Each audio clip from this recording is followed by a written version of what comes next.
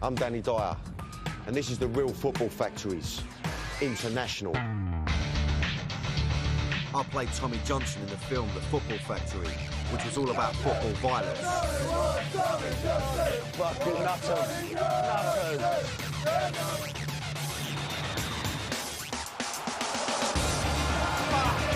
I'm going international. 9 countries in 2 months. Around the hooligan world in 60 days. A whole new level of football violence. We'll be in riots. We'll get tear gassed, chased, and even shot at. It's going to be quite a trip.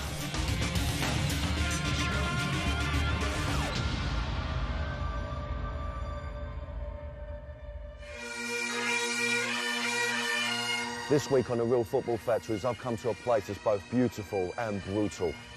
This is a country whose football fans are generally believed to be peace-loving whiskey drinkers who wear kilts. But I can tell you, the real story is very different. This is a country which is home to one of the world's most vicious, brutal and murderous rivalries. This is a land that's been a battleground for some of the most feared and fashionable football hooligans in Britain. Welcome to Scotland. There's nothing like having a proper row. There's just nothing can beat that. The adrenaline takes over and it's just like a red mist. You just see that mob and that's where you're heading. We've used petrol bombs, we've used CS gas, we've used clubs.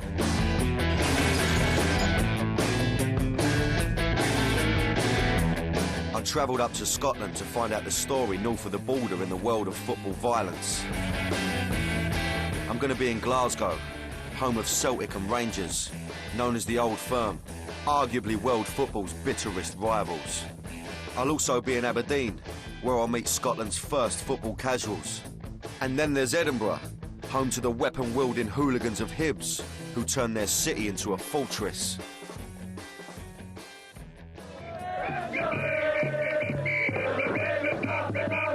The Tartan Army, the merry bunch of hard-drinking but bonny Scottish fans who follow their national team through thin and thinner, are the friendly face of Scottish football. But there's nothing friendly between Scotland's 2 most supported and successful clubs. Celtic and Rangers. They both hail from Glasgow. And this is where I'm starting my journey. It's Derby Day, one of the most explosive fixtures on the planet. And I'm going to this game because I've heard it's more than just a football match. Glasgow is a city divided by religion. One side's Catholic and the other's Protestant. Celtic are the Catholic team and Rangers the Protestant one. It all dates back to the age-old sectarianism of Northern Ireland, which was brought to Scotland in the 19th century, when thousands of Irish immigrants, both Catholic and Protestant, settled in Glasgow. So what you get, in a sense, is the decanting into, especially West Central Scotland, the age-old sectarian traditions of the north of Ireland. In the beginning, the 2 communities and the 2 football teams that represented them got on. The newspapers of the time pointed out that they had very considerable friendly relations. Rivalry was there, but the sectarian element only came in later. In the 1920s, a huge recession hit the city. During this time of hardship, the majority Protestant population turned on the Catholic minority, discriminating against them in all walks of life. And so Glasgow became a divided city. The troubles in Northern Ireland fanned the flames of Glasgow's problems from across the Irish Sea, and the sectarian hatred was distilled through the 2 football teams. Down the years, violence and the Old Firm have gone hand in hand. It wouldn't be the same at a Rangers-Celtic match if opposing supporters didn't clash. One 18-year-old supporter was knocked to the ground, and as he tried to rise, another fan struck at his head with a meat cleaver. And if the trouble wasn't happening on the terraces, players would be more than happy to oblige. And an angry exchange here between McAvenny and Woods, and yes, trouble now. But it was the 1980 Scottish Cup final that saw the worst violence in the fixture's history. A late winner gave Celtic the trophy, and hundreds of their fans invaded the pitch to celebrate. They were soon joined by hundreds of their Rangers counterparts, and Hampden Park became a battleground. This is possibly the worst incident I have seen in a football field in 25 years of world travels. Bottles of alcohol which fans were allowed to bring into the stadium became weapons as the drunken fans fought toe-to-toe, while the police struggled to regain order. Policemen on foot trying to stop this horrific trouble. Whatever anyone tells you, the mood in general terms is one of hatred.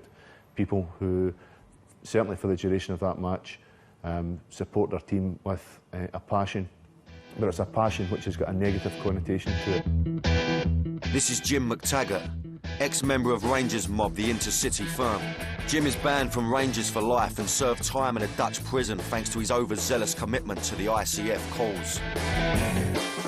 I've been to some other derbies dotted about, and a Rangers-Celtic match is by far the worst. John O'Kane is the son of Irish immigrants and bleeds green and white. He's also a member of the Celtic Soccer Casuals.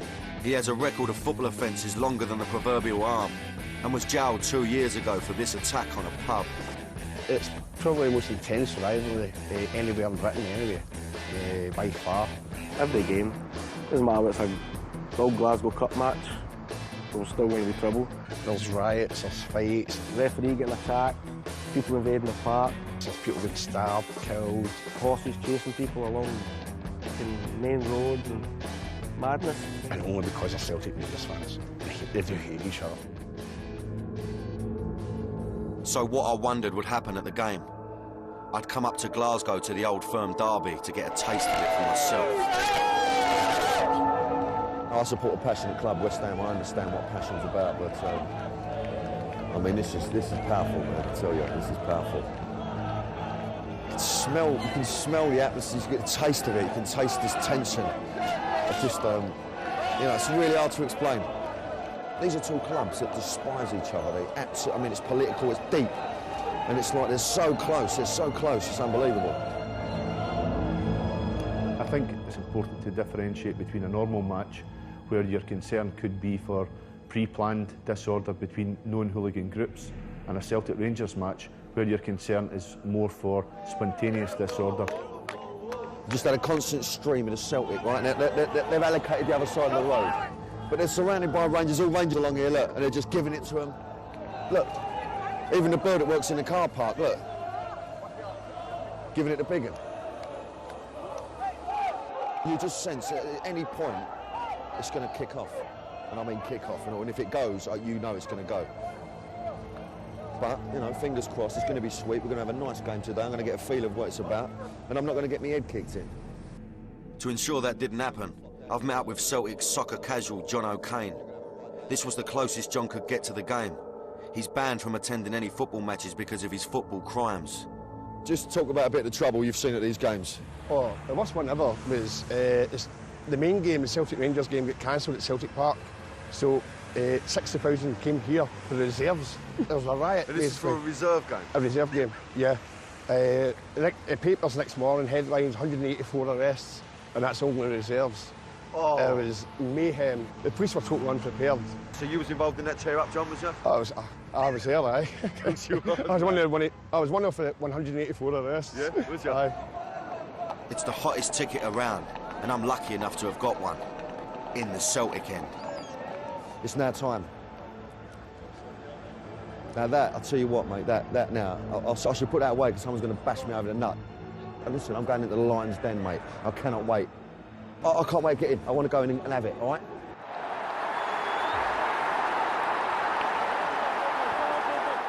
In typical Old Firm fashion, the game was settled by a single goal, and it was Celtic who got it.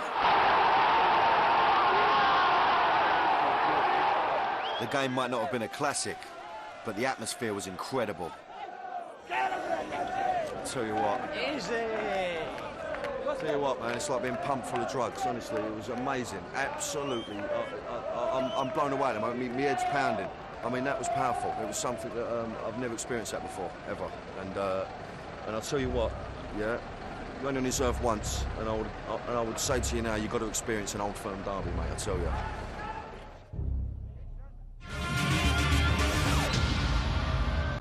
So having watched the game with the Celtic fans, the plan was to go and meet up with the Rangers. But I'll be honest with you, I was a little bit nervous about jumping across the divide so quickly. So now, I'm going to go and get a vibe from the Rangers. Now, they've just lost. I don't know how this is going to play, to be honest with you. I ain't too happy about it, but I don't care. Let's get involved. I want to see. Hopefully they're going to be all right with me. They're going to be sweet. I don't know whether or not I'm going to tell them I was in the Celtic end. I'm going to have to make a decision on that when I get nearer the gaff. But I've been assured they're proper people. They're going to look after me. They've lost, but hopefully they're going to take me under their wing. We'll see.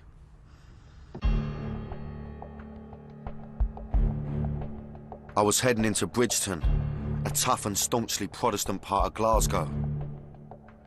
Here, everyone is a Rangers fan. Crossing the divide on Derby Day is not something you do lightly, but I was going to meet Jim McTaggart and the Rangers boys in one of the most hardcore Rangers boozers. I wasn't sure how they'd react to me. Less than an hour ago, I was in the Celtic end at their ground. Now I was coming to their manor and I hold my hands up. I've heard of better ideas. Fortunately, they recognised me from my film work.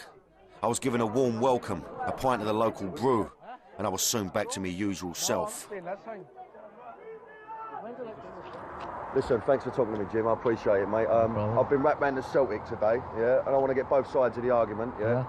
You know, it's just been a mad experience for me. I'm a West Ham fan, but you know, this is like on a large scale. This lot, you know what I'm saying? It's mainly religion. That's why if you take that away, obviously, if you take that away, it's Rangers Celtics. Exactly. You know? It's just another old derby, isn't it? And so, I mean, how does it work? I mean, you know, running with a firm and all that. And what is it? What's the buzz of it? I mean, why do you do it? The feeling you get, it's just adrenaline, really. It's just being with your mates, and you're up against other people, like-minded people. They're there for a dash, and that's that. So what do you reckon's going to happen later? Do you think it's going to, you know, because at the moment it seems quite calm, you know what I mean? You're all segregated. Down here because obviously this is the Rangers area and they've been beating their biggest rivals, you know, be quiet, but they'll be guaranteed there'll be trouble later. Yeah, there will be. Guaranteed, everywhere. As far as trouble was concerned, before, during and straight after the match, the police, as usual, had it under control. But with the game finished at 2:30 in the afternoon, there was a long day ahead. The fans will dissipate and they'll head towards city centres and town centres in smaller areas across West Central Scotland and further afield, and keeping them apart in pubs, clubs and whatever thereafter becomes more difficult. On the day we filmed in Glasgow, there were 16 cases of serious assault and 1 attempted murder. And that's quite by Old Firm standards. In years gone by, when Celtic and Rangers fans left their own private war in Glasgow behind and followed their teams away, the invasion of other smaller cities in Scotland really got the goat of opposition fans. There was thousands of them. I mean, they used to come into a ground holding 25,000. They'd maybe bring 20,000. You know, we had 5,000 in the stadium. And when you think that 20,000 people are coming in early in the morning, they're usually boozed up. So they're taking over the pubs, they're taking over the carry-out shops, they're taking over the parks. From early in the morning to late at night, Celtic and Rangers would just dominate your town. For almost a century, Celtic and Rangers ruled the roost both on and off the pitch. But Scottish football and the violence that came with it was about to be transformed. I headed north out of Glasgow and 130 miles up the east coast of Scotland to the city that dared to stand up to the Old Firm.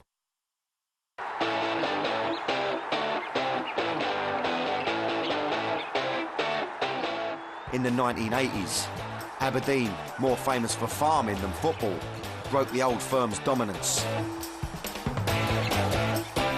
They became kings of Scottish football, guided by the now legendary Sir Alex Ferguson. Fergie came up to us from St Mirren and took the bull by the horns and continued it to the greatest heights that we could have ever imagined. Aberdonians turned out in their thousands to welcome home Britain's team of the season. It's been a fortnight of heroics and hangovers in the Granite City. It was phenomenal to actually be a dominant force and actually be confident of going and beating on a regular basis Rangers and Celtic away was just heaven. Aberdeen was Britain's boomtown. In the 1970s, when North Sea oil was discovered offshore, it became the centre of Britain's new oil industry and one of the wealthiest cities in Britain, no longer a Scottish outpost. Aberdeen was the place to be. And her vibrant, exciting and confident football team reflected the mood of the city. People were talking about Aberdeen on the park, and we wanted them to talk about Aberdeen off the park as well. And talk about them off it they would. As the team gained a reputation for great football, a section of their fans became famous for less glorious reasons. You may not think it to look at him today, but this man, Jay Allen, was one of the leading faces of Aberdeen's firm until he retired in 1986. As a teenager, he'd become fascinated by the violence he saw at football. As a young supporter, I was intrigued and excited when there was trouble, but only got close enough to it until it really came on top, and then I would run away with the rest of the youngsters. I think I was sort of 17 the first time, actually. I didn't run away and just steamed right in and realised that it was great. Buoyed by the success of their team, Aberdeen had a growing army of young fans who wanted to stand out from the other football mobs of scarf wearers, skins and bobber boots. And the inspiration came when they travelled to Liverpool for a European Cup game and caught a glimpse of what the opposition fans were wearing. So looking across the fence, there was maybe 300 young men, no scarves, side shades, and looked like new romantic disco boys. And which we just totally didn't understand. We never heard of this before. But I think a lot of us strangely thought, you know, that's pretty cool. The Aberdeen soccer casuals were born.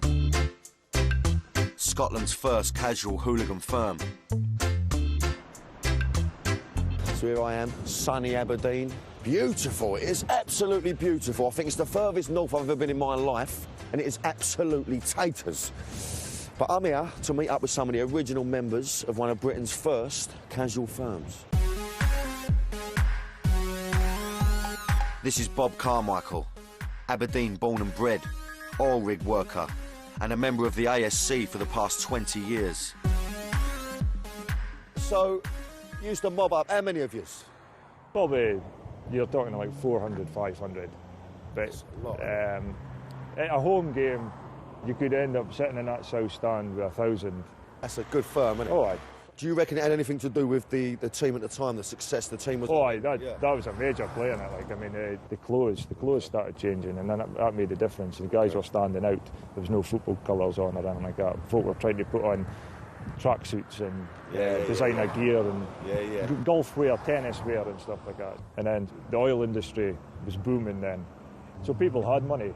And the kids had money from the parents who were working offshore and that, so everybody had the gear. And so that's why everyone could run about. And it wasn't snide, none of the gear, was it? Obviously in the 80s, so it was all proper gear. But the thing is, we were the only ones that were doing it. We were going. Other teams were coming to this ground, and they were still dressed as skinheads.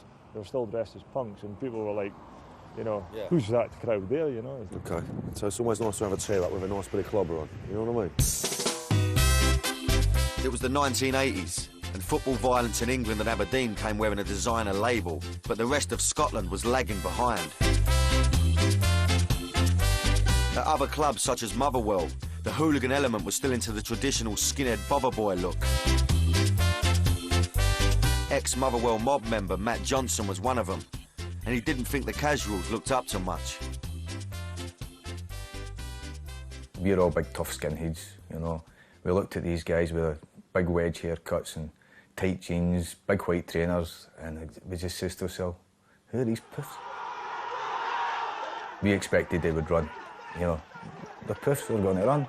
No, they fought back and they done well. So that was our first experience of the casuals. Not only could they fight, they could get away with it. Casual was a camouflage. You basically couldn't move in Motherwell for police if you were a skinhead. They would stop you for no reason, search you for no reason. That was about the time when everybody started saying to themselves, wait a minute, these guys are getting away with murder, solely because of the way they dress. And so Motherwell decided to go casual too. They were the first, after us, to turn trendy and actually arrive in Aberdeen Station dressed. So, you know, that was quite exciting for us. We finally had another mob that were dressers and like-minded. Soon everyone was doing it. All the club firms decided to dress up for the ruck. You just couldn't believe how quickly things evolved and how many people actually jumped on the bandwagon kind of thing. And almost overnight, it became like an obsession. All the boys in Scotland wanted to get hold of the top designer gear, the best labels, the latest designs. So in order for them to look top dog north of the border, they had to go down south to London, where the streets ain't quite paved with gold, but the shops are filled with treasure.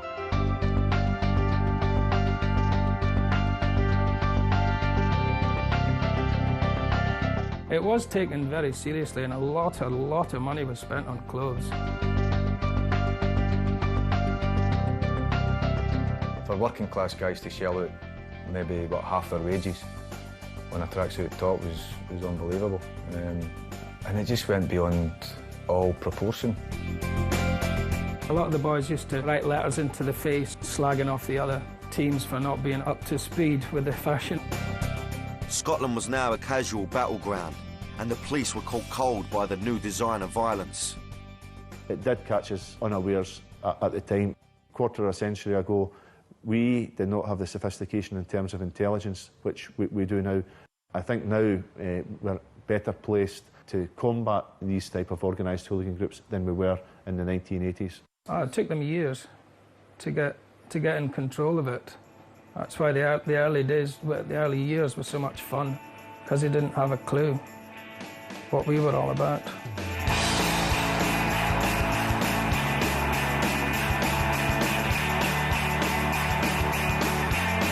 The new breed of soccer hooligans, calling themselves the Casuals, pose a threat to the game. The media had a story. The Casuals had inherited the mantle of the mods and rockers of the 60s and the skinheads of the 70s. The Scottish newspapers went casual crazy. In 1985, Andy Colvin was a young journalist at the Sunday Post newspaper in Scotland. The newspaper wanted the casual exclusive, and so he was told he was going undercover. I travelled up to Aberdeen on the train, got in there, got their trust, and my cover story going up to Aberdeen with a Glaswegian accent was that I worked on the oil rigs and I was back home, but I was up for a fight if there was a fight on the go. And the only stipulation they made was, when the fight starts, you cannot turn and run, otherwise we will turn on you. Nobody understood how well structured casuals were. Football hooligans up to then had been people running wild after a game, fueled by drink, and they didn't care who got caught in the middle or anything else. The casuals picked their targets carefully. It was other casuals, it was people they'd arranged to fight. It was all about dominating the town that they'd gone into. Andy tried to keep on the fringes of the mob and away from the front line action as much as he could. The whole kind of brief was, don't break the law. You know, try not to break the law. Because the paper I worked for at the time, I think they would have gathered it as worse if I'd been jailed than if I'd been killed. So if I knew it was going to happen, then I let the police know. And we did manage to stop a fight that would have taken place in Motherwell, that was pre-arranged, and I think would have been very violent. Andy spent 9 months risking life and limb undercover as a football hooligan. His incredible story hit the papers, and his cover was blown. By the time I'd finished doing this, I had 2 drawers in my desk, one full of death threats and one full of letters from casual groups asking me to go and join them. We created the monster. We gave these people publicity, and the more publicity they got, the more they wanted.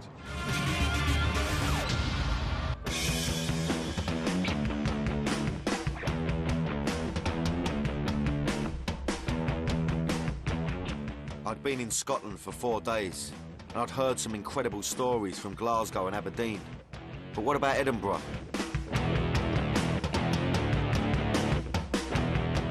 I'd heard that it was home to one of Scotland's toughest firms. Hibernian was the team, and their mob go under the name of the CCS, the Capital City Service.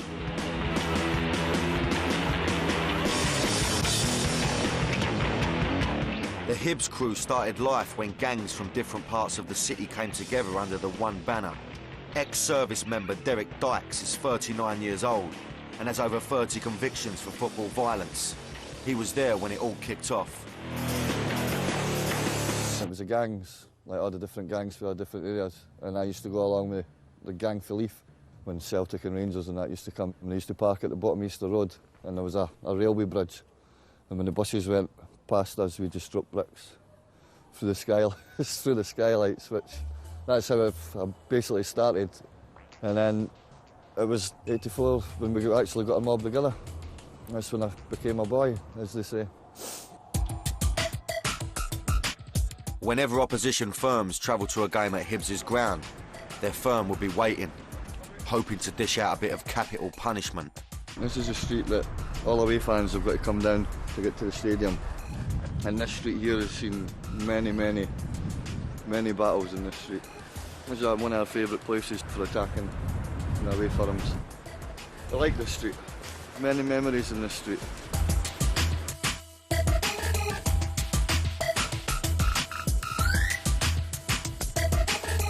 We would be basically holed up in that pub there, and if anybody ever came, this would be a perfect place for us to attack them from.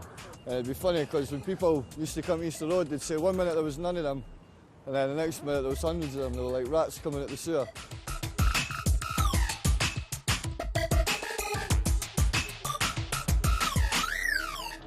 We'd hide up here in the bushes and that, and when the mob's coming along, we could come running down for there. We'd be hiding, it's quite a good spot. All that's important is getting your fight. Then after it, you'll sit and go, oh no, I shouldn't have done that. The adrenaline takes over and it's just like a red mist. You just see that mob and that's where you're heading. But now, for me now, I've stopped altogether, retired. There's the chairman. You get my badge. I was invited to meet a man who was not only one of the youngest members of the Hibs crew, but also one of Scotland's top young boxers.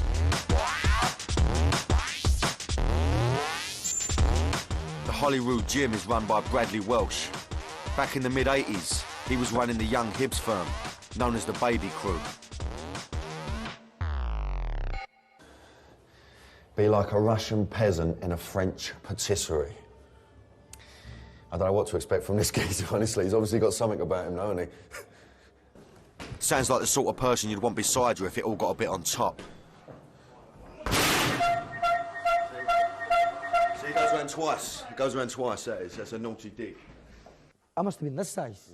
Yeah, I was a skinny little kid, but I was a very good boxer, mate. At 14, I had won Scottish titles, Eastern Districts, boxed for Scotland and internationals. Yeah. I was a very good boxer. The violence wasn't appealing to me. I was just good at it. He was running the young Hibs firm at the tender age of 14. Most firms had a younger section, and Hibs' Baby Crew were the most notorious. I was one of the founding members of what would be known as the Hibs Baby Crew. Because we were the age of 13, 14, 15, we were obviously younger than the older Hibs were, which was the Capital City Service. So because us being younger, it was like our older brothers and stuff, we didn't want to mess about with them, so we formed our own mob. I mean, the eldest member was what, 15? 15, all school kids basically, we were all school kids when we used to go, and this, really? This started in about 1983, on to 84, 85, and then by 16, 17, we sort of mobs amalgamated and came as one. But all just right game kids, you know what I mean? Yes, it was, because we were full on it, 24/7, every day. Do you know what I mean? It was our thing. Noticed that football, the Hibs, Blackwood's Baby Crew, had me at one time with like 200 young kids. I was 14, and I'd been arrested up in Dundee, arrested at Ibrox. I'd been like 7 arrests. I was only 14 for violence in football. It doesn't take a genius to imagine what the Hibs mob were like. Tough, angry boys like Bradley who wanted to be the best firm in Scotland.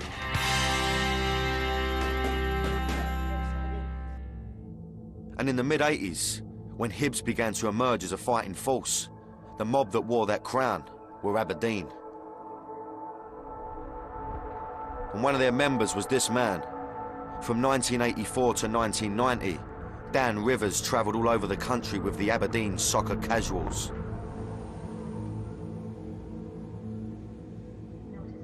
When I was young, I had no cares then, you know. I mean, I lived for the weekend, the caper, the crack. I mean, I was casual 7 days a week. You know, we walked, talked casual, dressed casual. It was just a way of life. Looking back, it was a dangerous game we were playing every weekend. Hospitalised, stabbed, beaten and almost kicked to death, Dan turned his back on casual life. But today he's back, reliving the journey into Edinburgh to face Hibs. They were the only people who really could come up against us to try and take the crown. Scotland's #1. It was our crown. But it's always a good battle. As the train rammed full of Aberdeen got closer, the Hibs firm who were waiting for them would make sure everyone was up for the battle.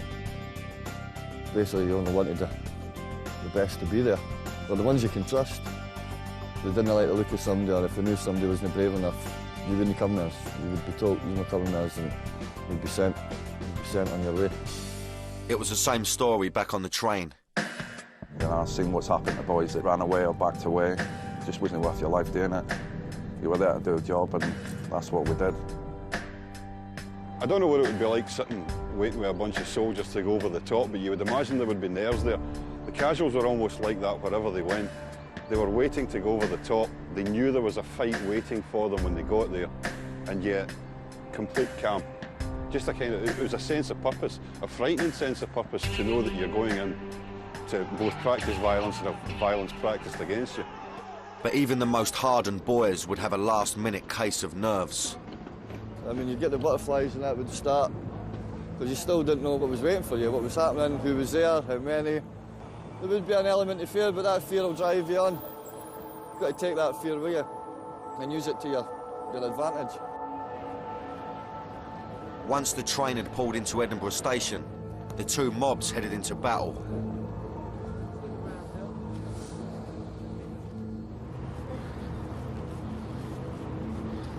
Coming out of Waverley Station, got like 350, 400 boys with you. The bigger the mob, the better the buzz, you know. You're an army, ain't you? Just one unit. This is Aberdeen, this is your mob, this is it. Aberdeen would come up, and all you need to do is, as you see, just stand here, and you can see if they're coming up, and then one of our spotters could tell us exactly where they are, what way they were going, if they're going left or right. But this was a good place in the 80s for somebody to stand and watch them. On Easter Road, you sort of get a line come out, the boys are dancing about in the middle, the missiles are gone over. Like our top boys would go for it in the middle, their top boys would go for it in the middle, and then you just charge. As soon as the boys say, come on Aberdeen, you just went for it. As soon as the fight started, we would just keep fighting, basically. There was no jumping in and out. Once you were in, until the police came and stopped it, or if they never kept it, come and stopped it until we ever ran. And that's when it would stop. But there was none of that chasing each other or anything like that, whereas it was once you were in, you were in. The firms may have been having fun, but in 1985, tragedy struck. A Hibs fan was almost killed during a battle with Aberdeen. It was a shame. It was a shame, because he basically got left. He was on one side of the road, we were on the other, and a lot of people did run that day. But that's the worst I've seen. He was badly injured, really bad. Some papers actually reported that he died, but he didn't. He's just in a bad way. After the Remy Morel, when they nearly kicked him to death, Aberdeen for us, that word even just saying Aberdeen for us was, we had to get revenge. And we did get revenge. Hibs' revenge came in the form of a weapon that was new to Scottish football violence.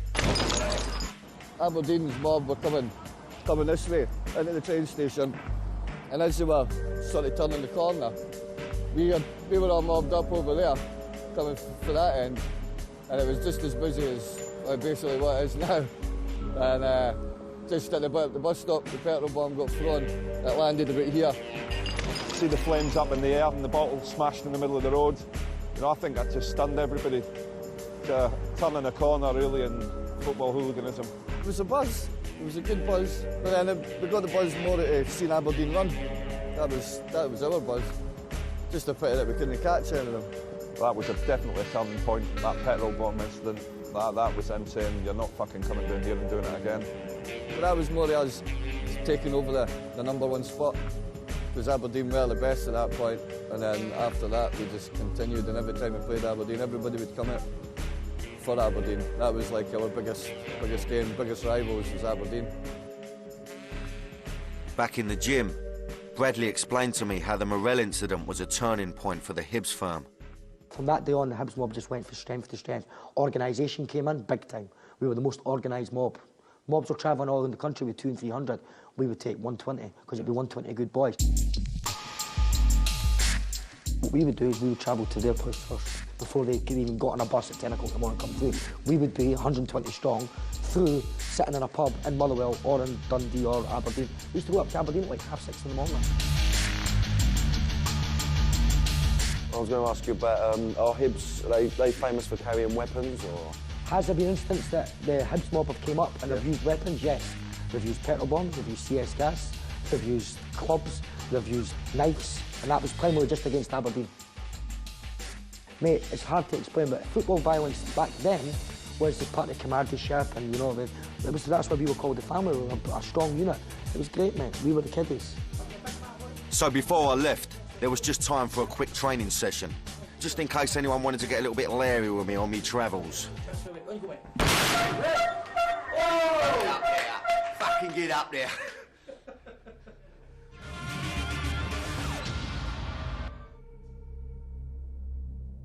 So far in Scotland, I'd seen the hatred in Glasgow between the old firm and discovered a more modern animosity with Aberdeen and Hibs. But what about the city whose two football clubs are closer together than any other two in Britain?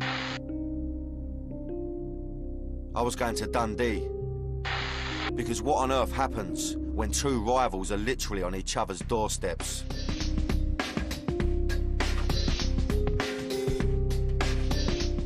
So I found my way to Tannadice Street, yeah, which is home to Dundee United there, yeah?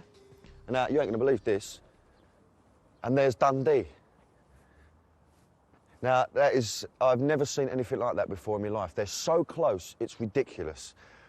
I mean, I can't get me nut round it. I mean, it's amazing. There are no clubs this close in the whole of the British Isles, yeah? And incredibly, these two clubs have got one firm. Unbelievable. Can't get me nut round it at all. I want to find out a bit more about it, so I'm going to go and meet a few of the boys.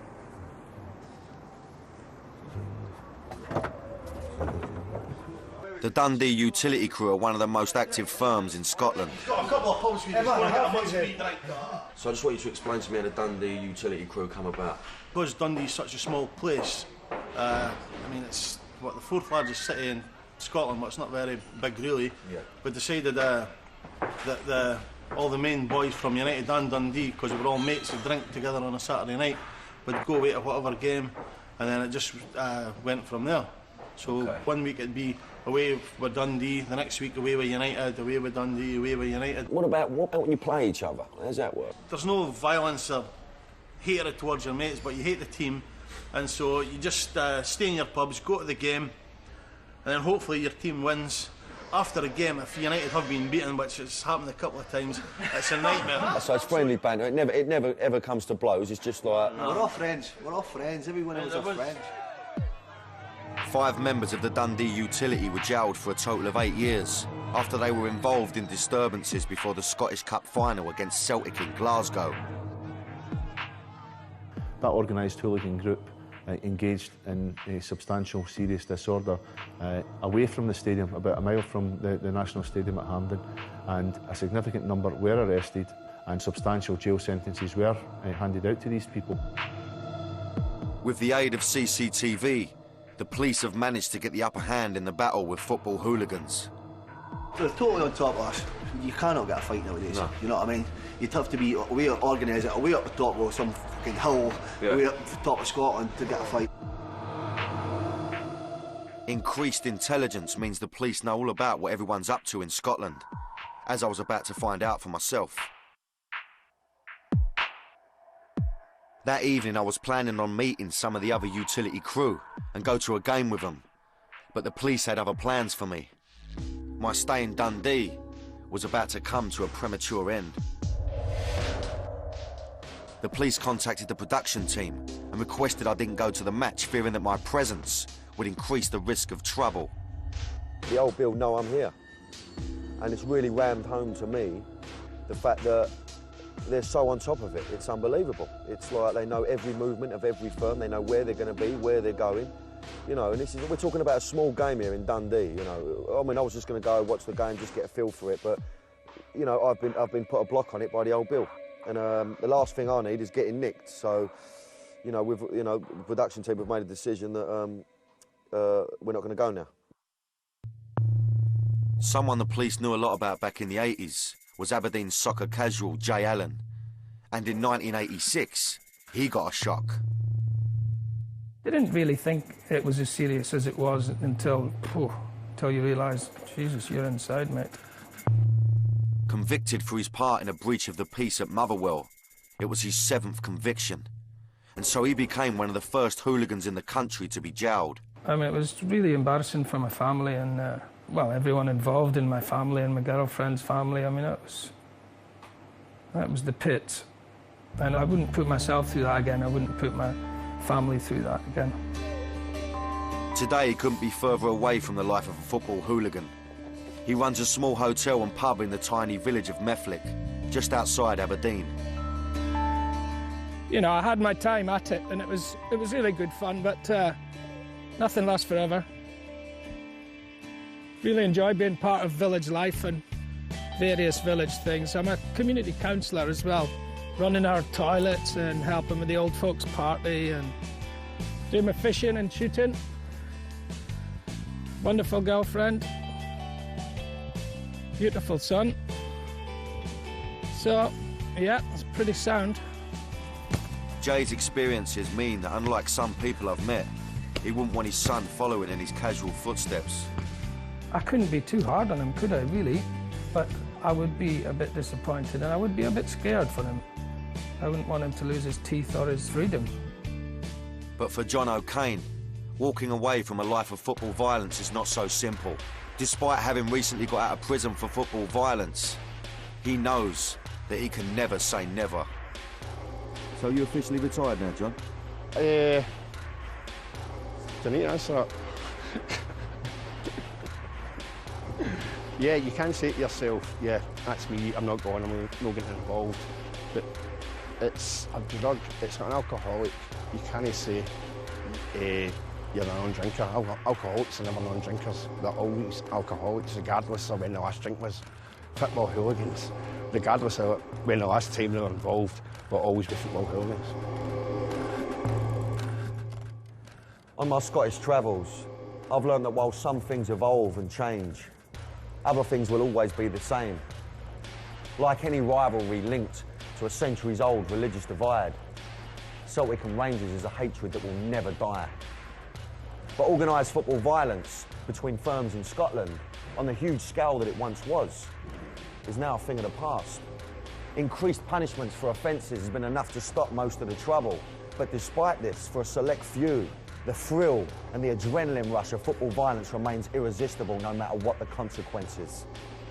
Anyway, I'm going to slip through the long grass, get back down south. I'll see you later. No próximo episódio, o Danny Dyer vai à Holanda, o país liberal onde as arquibancadas são invadidas pela intolerância. O ódio recíproco entre Ajax, de Amsterdã, e Feyenoord, de Roterdã.